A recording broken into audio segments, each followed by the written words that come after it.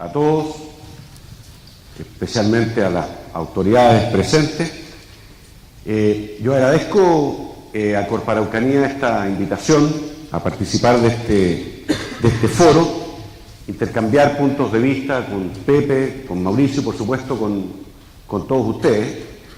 Y he preparado una presentación básicamente como para generar el contexto de lo que seguramente será la parte más amena de este foro, que es la posterior conversación y el intercambio de puntos de vista. Y lo hice básicamente en tres temas porque coyunturas actuales y desafíos es un nombre grande y uno tiene que intentar poner el foco en algunos aspectos que encierran lo que son las coyunturas y los desafíos. Y por tanto, no es fácil un planteamiento sobre la coyuntura actual que envuelve la contingencia política del país, los resultados electorales del domingo recién pasado, la grave situación que afecta por años ya a nuestra región. A partir de todo esto, efectuar una proyección en lo político, social y económico. Y en particular no es fácil para mí, yo diría por dos razones. Uno, porque hay gran cantidad de hechos, información, datos, números que están sobre la mesa, junto con una contingencia que es abundante, sobre todo contingencia política, abundante todos los días. Y tampoco es fácil para mí, porque yo no soy analista político ni experto electoral, soy un político retirado voluntariamente hace ya varios años, y por lo tanto me muevo básicamente en coordenadas que no son necesariamente las políticas y las electorales de todos los días.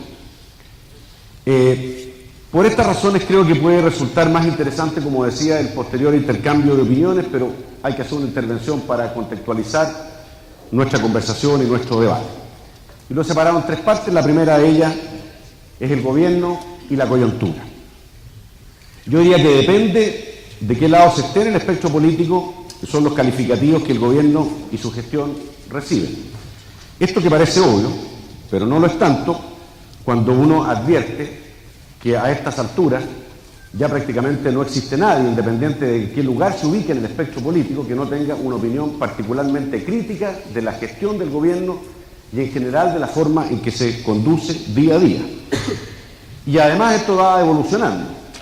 Y si no, echemos una mirada a lo que eran las opiniones de la presidenta, por ejemplo, de la Democracia Cristiana hace una semana y media atrás, versus lo que son las opiniones respecto de la conducción del gobierno en los últimos días. Hay una dinámica que va cambiando día a día y que está obviamente muy interconectada con la gestión de las autoridades. Yo me cuento entre aquellos que no considera que este es un gobierno mediocre. Yo lo estimo definitivamente muy malo, incompetente al límite, y con una falta de liderazgo que explica los errores periódicos que se cometen, no solo en cuestiones importantes, sino chambonadas domésticas y triviales. Créanme que hasta yo mismo a veces me sorprendo de tener esta opinión, porque siempre me he considerado un tipo más o menos moderado, en general de opiniones ponderadas. No soy un fanático, hago un esfuerzo porque las relaciones interpersonales que tengo sean en los mejores términos posibles. Tal vez haber llegado joven al Parlamento también me ayudó a cultivar la tolerancia, pero definitivamente no puedo tener una opinión distinta a la que le he dado respecto a este gobierno. Es más, yo creo que este es el gobierno más malo que yo recuerde desde la Unidad Popular, desde mi modesto punto de vista. Y creo que lo más grave de todo es que sus efectos van a requerir de mucho tiempo, y pienso también del sacrificio de muchos chilenos para volver a encauzar al país. Y vamos a tocar algunas de las materias de por qué creo que la proyección para adelante de la mala gestión del gobierno de alguna manera nos condena no solo a sufrir los efectos de una mala gestión en lo inmediato, sino también en el futuro. José Joaquín Brunner señalaba hace un tiempo atrás que el fundamento de esta mala gestión, y yo tiendo a compartir con él, es básicamente haber partido con un programa de gobierno que él califica de insensato, mal diseñado y de malas ideas. Pero yo le agrego que lo que es peor, además mal ejecutado, porque si uno dijera que esas malas ideas, esas malas políticas, tienen una ejecución razonable, uno podría confirmar efectivamente cuáles son los resultados de esas políticas. Pero cuando además están mal ejecutadas y no parece haber ni siquiera un cierto consenso detrás, verdaderamente uno termina de sorprenderse, y tiendo además a pensar que ese problema está fundado en que el programa del actual gobierno fue básicamente un listado de titulares, nunca entró al detalle de a través de qué camino se llegaba a esos objetivos, y aparentemente las coaliciones que conforman el gobierno entendieron que los caminos eran distintos. Y yo creo que eso en parte explica esta descoordinación, esta falta de sintonía para conseguir incluso los objetivos que el propio gobierno se planteó. Quiero hacer con ustedes un pequeño ejercicio de aquellas materias que yo estimo nos van a acompañar, que son errores de hoy, que nos van a acompañar por bastante tiempo y que van a requerir de muchos sacrificios en el país para volver a encauzarlo. Lo primero es la reforma tributaria. Ahí están los contadores tratando de entenderla, colmando seminarios, asistiendo a cuantas charla existe, devorándose los instructivos, cientos de instructivos, los contribuyentes todos sin distinción de tamaño, agobiados, perdidos, y lo que es peor, todos los días parece caer un plazo que si ya no se hizo o no se acomodó la carga, simplemente después ya no tiene remedio. Algunos de esos plazos la propia autoridad se ha encargado de irlos postergando porque tiene conciencia de los problemas que genera. La recaudación de esta reforma es y va a ser menor que la calculada. El número de estudiantes, por ejemplo, de educación superior con gratuidad ha tenido ya varias correcciones a la baja, y los efectos nocivos de esta reforma entonces van a exceder con creces esta administración. La reforma educacional, a mi juicio, una verdadera comedia de errores. El radar de esta reforma está magnetizado por el ideologismo, ciegamente presente en casi todas las decisiones del gobierno, y por eso es que el rumbo y el destino de esta reforma son completamente inciertos. Como mencionó Mauricio, yo soy miembro de la Junta Directiva de la Universidad Autónoma, y estos 2 últimos años para nosotros, créanme, esto ha sido una verdadera pesadilla. Y no solo porque hemos sido perseguidos, acusados sin fundamentos por autoridades, por políticos que ni siquiera conocen a la Universidad Autónoma, sino porque advertimos además con preocupación que entre los efectos de esta mala política hay un enorme riesgo de causar un grave daño a la calidad de la educación superior que se imparte. Y creo que también va a generar una limitación en el acceso a la educación superior.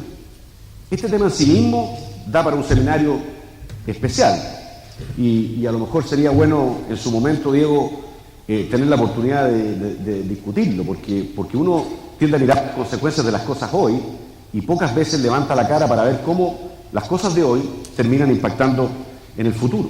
Bueno, la reforma laboral es otra, cargada de ideologismo, nos acompañará sin duda en sus efectos, y dentro de los cuales yo creo que van a echarse a perder las relaciones laborales, se va a afectar el empleo, la inversión, que ya está siendo afectada, pero por cúmulo de otras razones, la seguridad, o más bien la inseguridad.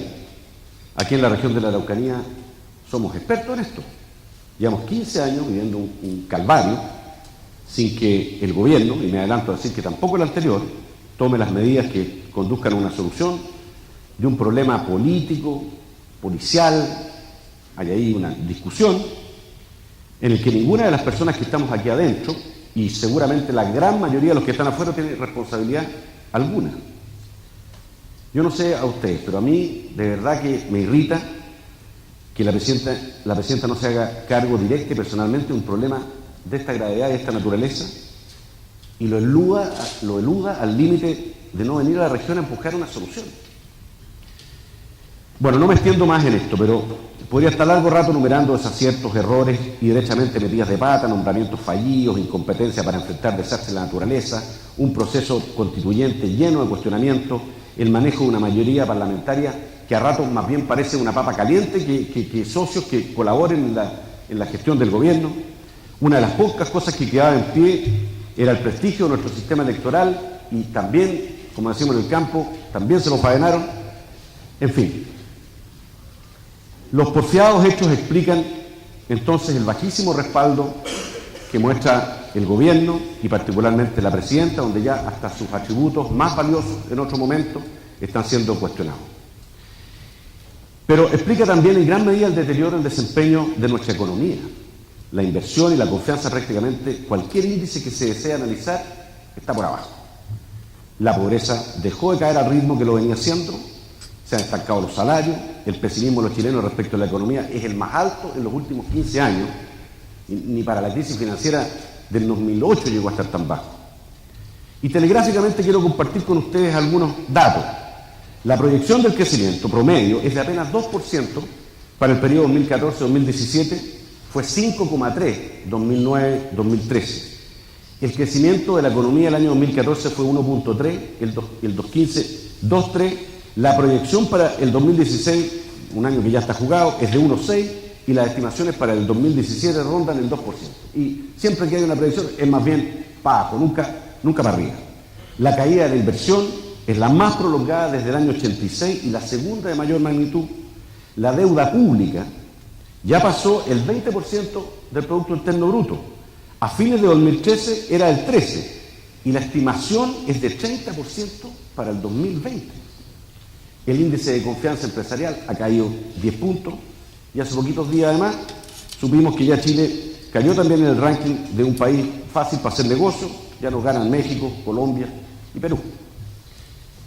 Y por último, el gobierno presenta recientemente un presupuesto 2017 al límite de la moderación, yo creo que por un gran mérito del ministro de Hacienda, que seguramente tomó esta decisión de que crezca el gasto en un 2,7% entre los empujones de los partidos de gobierno por ir más allá y bajo los lamentos de frustrar expectativas, después de sembrarlas irresponsablemente y calcular los efectos electorales del próximo año. La segunda parte de la intervención tiene que ver con lo del domingo pasado. Pepe en esto me gana lejos, él se dedica, es un experto electoral. Yo solo quiero compartir con ustedes una mirada que, les adelanto, puede ser bastante interesada, aunque yo no soy un involucrado directo en lo que pueda pasar fruto de estos resultados electorales. Bueno, ya se ha dicho, todo el mundo comparte que la abstención parece ser una cuestión preocupante, 2/3 del electorado habilitado para votar, eso es parte de lo que se reconoce en este proceso, y lo otro que se comparte ya también generalizado es que la nueva mayoría obtuvo una significativa derrota en las elecciones. Aquí mismo, en la región, tuvimos una abstención del 61%, 73% en Temuco, 70% en Padre Las Casas, solo por nombrar las dos comunas más populosas. En mi modesta opinión, las explicaciones de esto son múltiples. Parto diciendo que lata, falta de cultura cívica, especialmente entre un alto porcentaje de la juventud, sensación de que nada va a cambiar y que el resultado poco afecta a la vida de las personas. Yo creo que son algunas de las razones que explican esta abstención y las abstenciones anteriores. Pero como el problema es multicausal, para esta elección yo agregaría también que está en la excepción, y perdónenme el término poco castizo, pero el choreamiento con el gobierno, con los políticos de todos los sectores y en general con el sistema. Y yo diría también, agregaría, porque hasta a mí me pasa, un cierto hastío con una política que todos los días se mete en la televisión de la casa, pero para dar una pésima noticia, alguna chambonada, alguna metida de pata. Y yo creo que eso genera indudablemente un hastiamiento en la gente. Un aspecto muy razonable y que tiene cierta correlación de esta elección, a mi juicio, es la ruralidad y el tamaño de las comunas. Si ustedes se fijan, las comunas en general, más rurales, hubo menos abstención, y las comunas más grandes, una mayor abstención. Allí hay un dato del que se puede probablemente sacar algunas conclusiones, y uno tiene una explicación para eso. En la comuna pequeña, el alcalde y las autoridades comunales suelen ser autoridades que están mucho más cerca a la gente, son de encuentro habitual, en cambio en la ciudad grande esa relación es mucho más lejana, impersonal o como queramos denominarla. Hay quienes sostienen que a partir de las votaciones totales de este año y las del 2012 se puede concluir que un porcentaje importante de quienes no fueron a votar son ex electores de la nueva mayoría y que la abstención se concentra en la centroizquierda. Esto es difícil de comprobar y no pasa de ser una hipótesis, pero podría ayudar a explicar algunos de los resultados adversos de la nueva mayoría y favorables a Chile Vamos. Como estamos en Chile y las soluciones tienen que ser a la chilena, ya están algunos proponiendo volver al voto obligatorio. Casi, como decía alguien por ahí, una especie de venganza en contra del electorado que no fue a votar. Quieren renunciar al deber de motivar y generar condiciones para asegurar una mayor participación. Y yo creo que un aspecto que hay que mirar en serio de aquí en adelante es el voto electrónico en las distintas modalidades en que existen.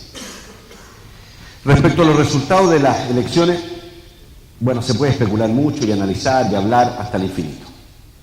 Si es de interés, lo dejamos para la conversación y solo comparto con ustedes también un par de titulares.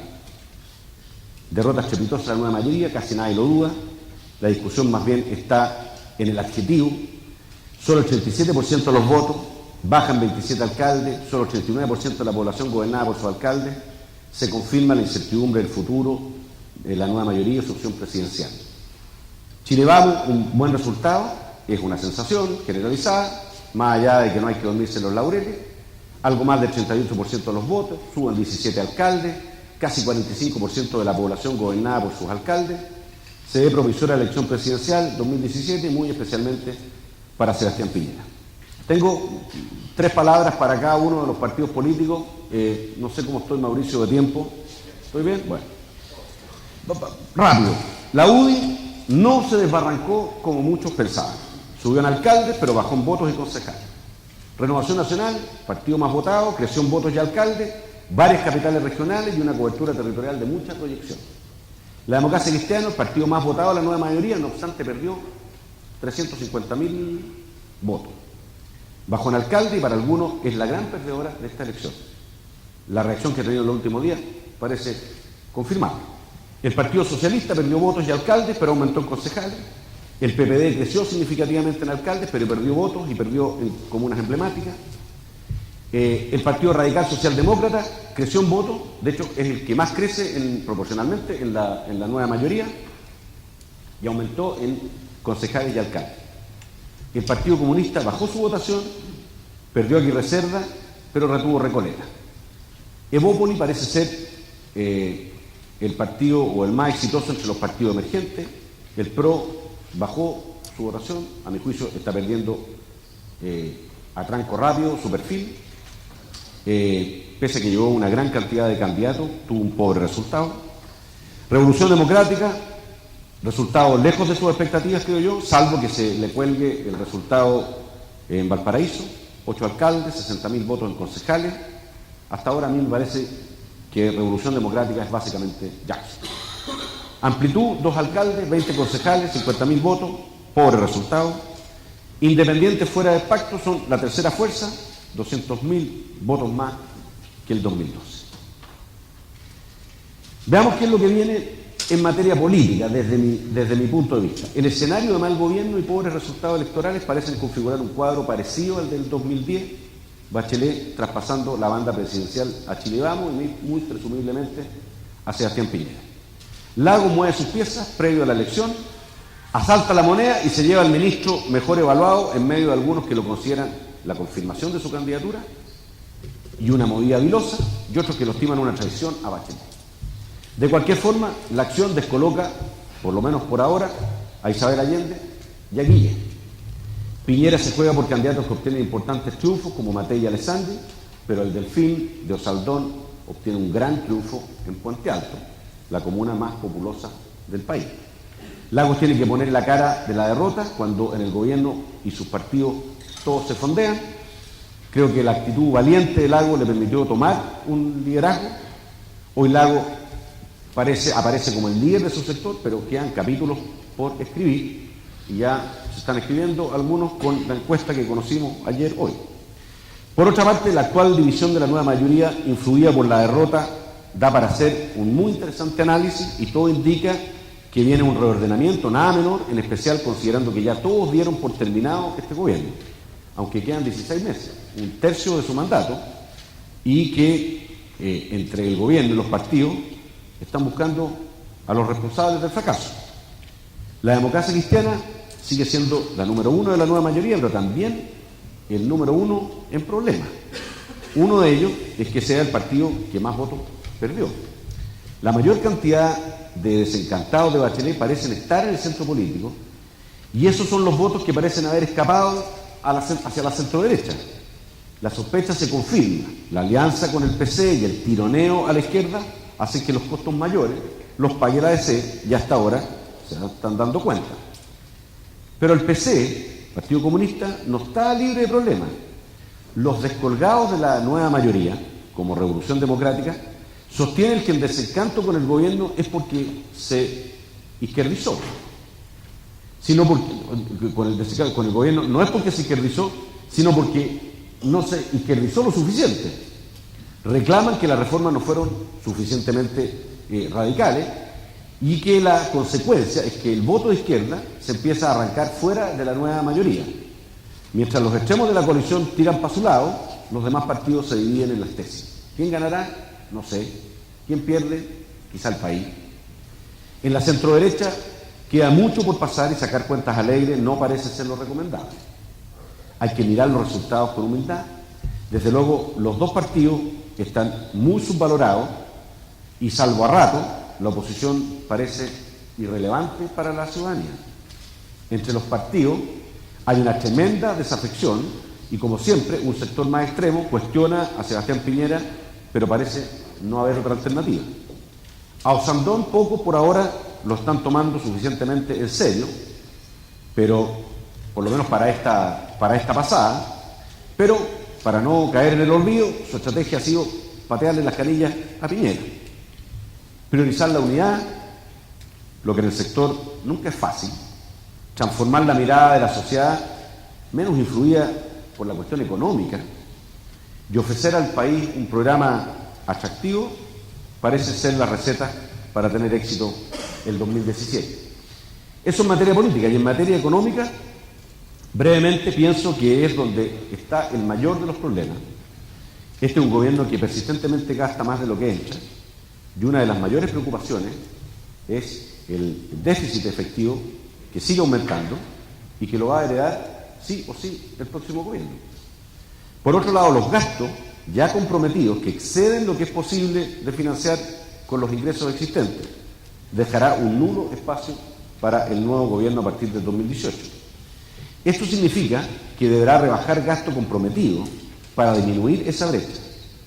La situación es compleja. Y termino diciendo que, en mi opinión, son tres los principales aspectos que marcarán la próxima elección presidencial. La difícil situación fiscal que dejará la nueva mayoría de herencia, la pérdida sostenida de la capacidad de crecimiento del país, y algo que hablábamos con un grupo al entrar hace un rato atrás, la necesidad de dar con alternativas viables para mejorar el sistema de pensiones, que es un tema que se instaló, a mi juicio, definitivamente. Ganar las elecciones del 2017 puede llegar a ser mucho más fácil frente al desafío que implicará reencauzar posteriormente el país. Eso, muchas gracias.